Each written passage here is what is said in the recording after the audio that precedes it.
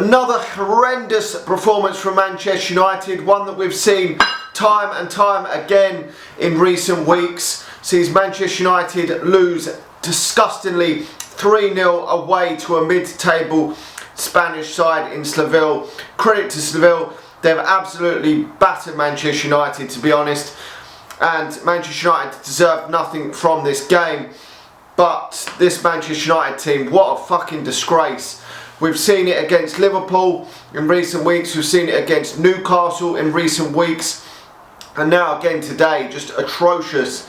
This looked to me like a team that isn't playing for the manager, just, I don't know what they're doing, just capitulating. It's just dreadful. Mistakes in there that you expect to see when a manager's on the ropes, which is concerning. De Gea, Maguire at fault for goals in this game. Dreadful performances from them this evening. The first goal, a calamity of errors. De Gea putting Maguire maybe under a bit of pressure, but Jesus Christ, Maguire should have done a hell of a lot fucking better. I mean, he's an England international, an experienced man. He's the captain of Manchester United and does that. I mean, the third goal, what the fuck was De Gea doing? I mean, the game was gone anyway then, but Jesus Christ. I just don't know where to go with this performance. And I mean, the manager obviously fucked up the first leg. We know that with the substitutions. That was a real calamity from the manager in the first game, so he has to obviously take responsibility for that, but he can't take the responsibility for them stupid errors that De Gea and Maguire have made this evening. That they are out of his control, but as I say, they are the sort of stupid errors you see time and time again when managers are on the ropes. And we're putting performances of that ilk these last few weeks. Is that 7-0 against Liverpool, the 2-0 against Newcastle? They were poor performances, and it is a massive concern because these players have been shit under previous managers, under Ranić, under Solskjaer, some even under Mourinho, and time again they're given game time and play.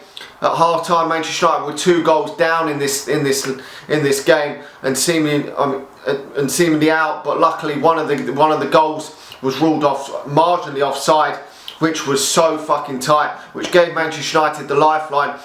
And then straight after the break, we bring on Rashford and we bring on Luke Shaw, 2 players that have been rushed back from injury because some of these jokers cannot perform without them in the team. Straight away we concede a goal. Dreadful from Manchester United. You've got to keep it tight for the first few minutes. You're still in the game at 1-0 down. You've got that lifeline where that absolute tight decision goes your way, and then the game's dead pretty much then. Manchester United never looked really good enough to come back into this game in that second half. I know some people are blaming the fact that Bruno wasn't on the pitch this evening. Was it Bruno's fault that De Gea made that absolute stinker to make it 3-0, to absolutely kill the game completely off? No. Maguire's mistake, that wasn't Bruno's fault. I mean, the fact that Bruno wasn't on the pitch has got nothing to do with this result. Manchester United should be able to cope with one game without Bruno Fernandes and not put in a performance like that. Even if we lose the game, shouldn't put in a performance like that. And this is a massive concern going into that Brighton game. I understand we've got players out, but Lindelof and Maguire at the back, 2 international players. You can't really get a lot better backup option for 2 backup centre backs than that. I mean, yes, Maguire isn't good for Manchester United, but he's backup man. Lindelof's backup man. I mean, what more are you going to want? You're not going to get 2 world-class centre-backs and then another 2 world-class centre-backs sitting on the bench, and you've got to cope with these types of situations. Sometimes you're going to get injuries and you're going to have to deal with some of these situations, and with these players out injured, Manchester United have looked like shit, but we've looked like shit even sometimes with Varane and Martinez and Bruno Fernandes in the team, like when we lost 7-0 against Liverpool a few weeks ago. So I'm not putting any excuse solely on the fact that them players were out. I still think Manchester United would have lost this tie.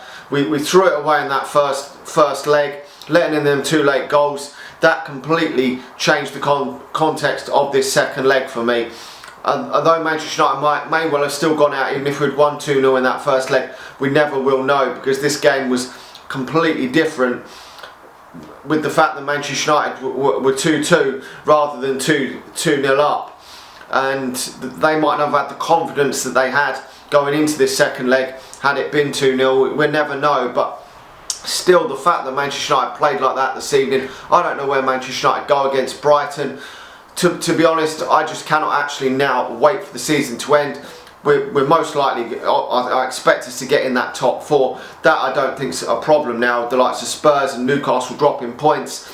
We're not going to, in my opinion, win the FA Cup, even if the slim chance we get past Brighton, which I would say that Brighton are favourites to win that tie at this moment in time, the way the two teams are playing. But even if Manchester United somehow get past this, it would be an absolute shock, the way Manchester United have been playing lately, to think that Manchester United would beat Man City. But you never know. But in this summer, Ten Hag needs to evaluate this squad and get rid of a lot of this rubbish, because these players are going to let him down. They're already letting him down, and we've seen what's happened with previous managers when these players let them down. They ended up getting the sack. Yes, previous managers have deserved the sack, but if the players let you down, it's a results business. I'm hoping that Ten Hag can turn it around next season, bring in some better players, and Manchester United can move further forward in their process. I really do.